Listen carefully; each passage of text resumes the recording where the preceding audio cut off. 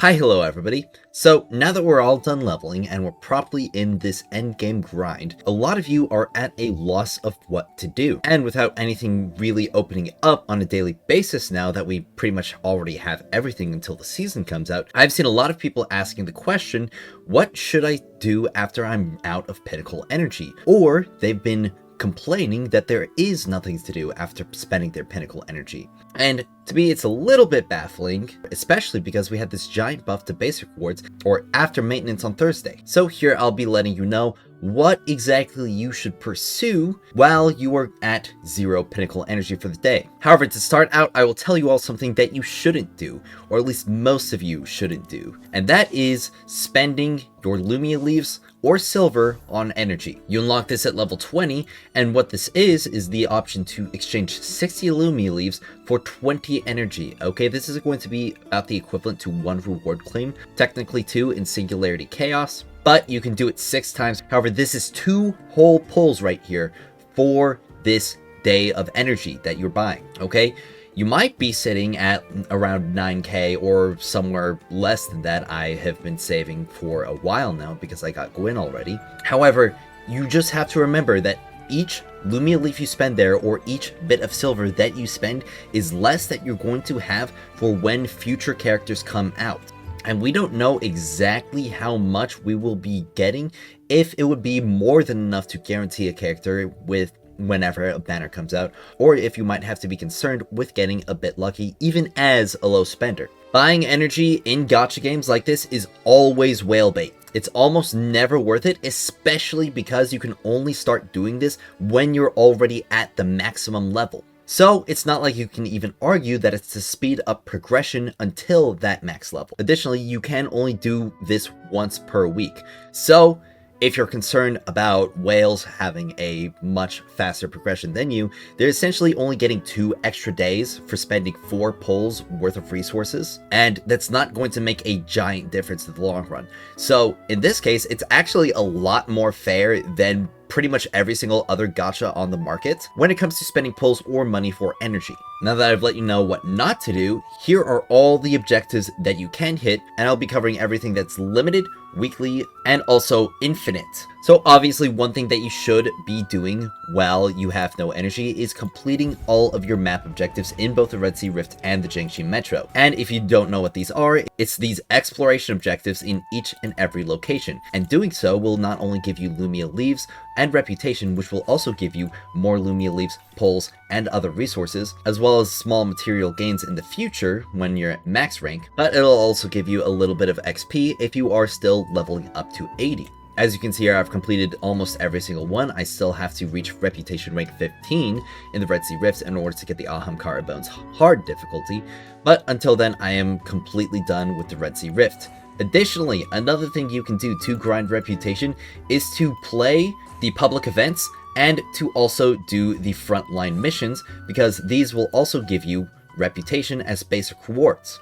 Next up, I definitely recommend completing every single side quest and character quest that you have available. Not only will it give you Lumia leaves upon completion of these quests, but most of the stories in this game are actually really nice.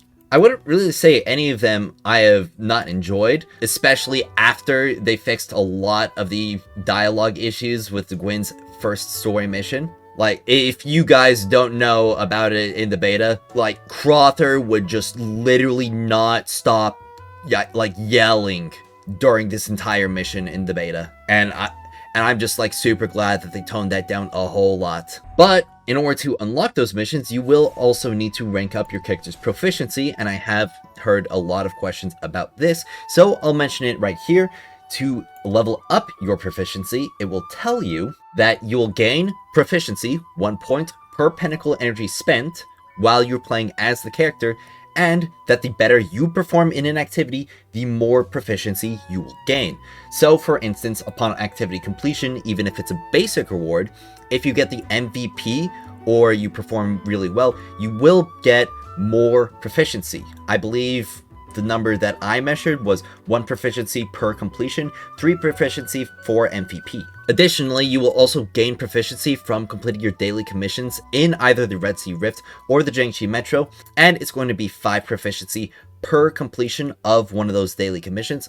to a total of 15 per day, so be sure and keep that in mind. Now, that goes for most of the limited objectives that you can chase after while you're out of Pinnacle energy. Another thing, obviously, you can hunt down triumphs, and I actually really like triumph hunting. I was a seal collector in Destiny 2 when I played it, and I definitely want to do that again for this game. But a few other objectives that you can complete while you're out of Pinnacle energy is 1, the weekly challenges in the Legendary campaign. You can pump these out pretty easily, and they will give you some really good rewards. Not only will it earn you the chips that you need to unlock exotic catalysts, but it will also give you exotic weapon parameters for the focus engrams and Mobius clusters, which you will need to level up your exotic mods as you obtain them. Each one of these missions will have a challenge difficulty that, if you complete under the time limit, will give you the best rewards, and it will reset weekly, so make sure and accomplish those. Next up, there's obviously Shifting Gates, which will be another weekly objective. As long as you complete 3 Shifting Gates matches, you will get the Lumia leaves that are in here. Additionally, ranking up will also give you Lumia leaves and poles, and by increasing the reputation, you'll get Bright Dust, cosmetic engrams, and mythic weapon parameters, so you can focus more and try and get god rolls. And last but not least, for the regular objectives, your casual game modes. Now, each of these you will be able to have about 5 reward claims per day, and they are actually really good for rewards. So, for instance, the Iron Bar, which is available on the weekends, not only do you get 30 Bright Dust for a victory, but you also get 30 mythic weapon parameters, and you also get a random mythic drop from this loot pool. And this has some really good weapons in it. Obviously, you have the Sworn Oath auto rifle for Wolf, and this is his only auto rifle, so it's his best auto rifle. The Nobunaga sword, which is one of the best swords in the game and has a lot of advantages over the other ones. For instance, it's a lightweight frame, meaning that you can move faster with it out. The Chishingura sidearm, which, if you're using an exotic shotgun on Gwyn, which a lot of you probably will be, will definitely be an amazing option, especially because it's also a rapid fire frame. It says lightweight here, but you can see from the description that it's definitely a rapid fire, and the icon as well. The Migochi sniper rifle, which does have some pretty interesting roles, like it's the only sniper that has triple tap on it, and it's also got a pretty interesting perk right here, especially when combined with triple tap. The Saizo auto crossbow would definitely be interesting, at least if the Mahamayuri was not as good as it was on Ningfei. And that also goes for every single other game mode available. Obviously, Shadow Shaper duels, you need to do your 5 daily if you want to get the duelist tokens in order to get more cards. And Sparrow Racing is going to be a lot like Crucible, except for with like slightly worse chances at a 60% mythic drop chance, but you still get the 30 parameters and a good amount of Bright Dust for a podium finish. And this will probably be a lot easier for a lot of you to accomplish compared to winning a match of the Iron Bar. There is also fishing, and fishing also has a chance to give you mythic weapons. So that is definitely something that you can do. Additionally, increasing your fishing level will also give you some more rewards, but not really anything special outside of just getting better stuff to fish more in the future.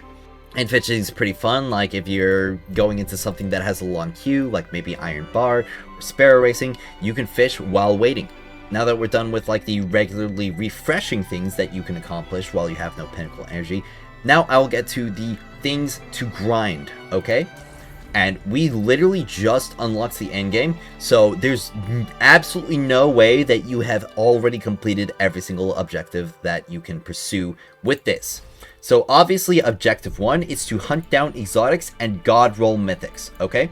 For the basic rewards, you get a guaranteed 34 mythic weapon parameters. Okay, that means every 3 activity completions, you get 1 guaranteed focused engram.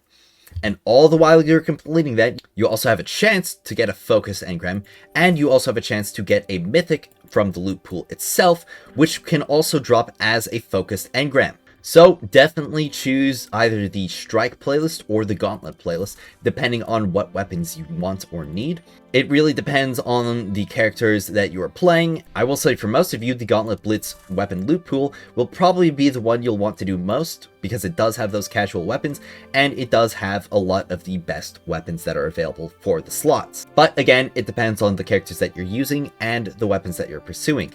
Additionally, I will say that the exotic selection here I do significantly prefer, because it does have access to Izanagi's Burden and also Heir Apparent. However, that isn't to say the exotics that are available in the Strike playlist are bad, because obviously you'd want Concerto if you're using Gwyn, And these other options here are definitely nothing to scoff at. And a lot of you may not know this, but Shifting Gates also has its own exotic loot pool. It's also known as the Adventure Loot Pool, and it will give you the Huckleberry, the Crimson, Chaperone, Sweet Business, and also the Sati Elixir Smart Bomb Grenade Launcher. Though outside of Sweet Business and the Chaperone, you will have access to getting both of these from the Choice Engram on the login event, so this may not be something as interesting to a lot of you.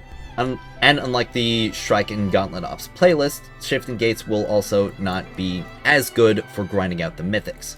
Because it only has a very small selection, you do have the Wolfpack SMG, however it also has the Light Grenade Launcher Present Fleet, which the only user of it is Ikora, and you probably aren't using Ikora, let's just be completely honest. Though the Scorched Earth LMG may be good for Caber and Stella when she comes out. And the final thing that you'll want to be infinitely grinding, and definitely not the worst thing to be infinitely grinding, is the Singularity Chaos. Now, right here, we can see that there is a 2.31% chance of an exotic drop at reward level 8 drop, or with the extra tier 2 boosted drop chance from acclaim levels. Now, I will say this will probably be one of the best places to grind, especially if you are somebody who doesn't have a really good team to play with for Gauntlet Ops and the Strike playlist. However, this is really determined on what the daily modifiers are. Yesterday had a really good modifier in the Spike Shell, which would basically make it so that you're very difficult to kill, and you are also constantly dealing damage to any enemy that attacks you. It would give you an extremely high chance of giving you the Brawler card, which would essentially make your fist deal as much damage as a rocket launcher. That's probably one of the best and most consistent ways to grind Chaos, and as you can see here, it's not available today. So grinding Chaos may be really determined on if there is a really good Essence of Chaos to select that day. For instance, today we only have Magic Minded and Steel Plate. I definitely recommend Steel Plate over Magic Minded, but it will really just depend on what you're able to do. And I definitely recommend Singularity Chaos because you're probably lacking in your artifacts a lot more than you're lacking in the exotic weapon you have and the mythic weapons that you have. Because most of the really good characters that we are playing right now, and by the really good characters, I'm referring to Tantu, Wolf, Ningfei, Gwyn, Xuanwei, and Yolder. Because basically every single one of these characters either has an exotic that you're able to get for free, like this SMG, the Huckleberry, or you have access to a really good exotic from a raid encounter, which has a boosted drop chance that will build up to a guarantee based on weekly completions. So the only character that this does apply to is Tantu, in which you have to rely on a random drop for Izanagi's Burden. So he's pretty much the only unit out of all of the ones that I listed in which you won't have easy access to one of their best exotic options. If you prefer Consider over the Riot Dispenser, that would also put Gwyn in a similar spot towards 10-2. But for most of these units, you'll be vastly lacking in terms of your artifact options because you probably aren't going to have exotics, and if you do have exotics, you're probably not going to have them built very well. I pretty much have exotics that I feel are like a 2 out of 4 in terms of like their total effectiveness on my character, or maybe at best a 3 out of 4. And they don't have all of the perks that I want on them either. So I'm definitely going to be spending as much time as I can in Singularity Chaos, especially because I need as many artifacts as I can to continue making my artifact videos, which will be coming very soon. I've almost got the artifact guide part 1 completed, so expect that either tonight or tomorrow, depending on where I can fit in the time. But that's about everything that I have for this video on what to do if you're out of Pinnacle energy. If you're enjoying my guides and coverage of Destiny Rising and would like to see more in the future, subscribing to my channel would definitely be the best option for you to keep up to date on everything and the best strategies going forward in Destiny Rising. Like I said before in my analytics, only about 20% of the people viewing my videos are subscribed. So if you are enjoying the content, be sure and click that button. Also, we just set up an LFG bot in my Discord server, so if you're having trouble finding a group of people to play with, you can definitely check out the LFG in there. My server community is great. There's so many helpful people in there, so definitely check that out using the link in the description in order to join my server. Let me know what exotics and what god rolls you're getting in the comments below. And again, thank you all so much for watching, and as always, I will see you all next time.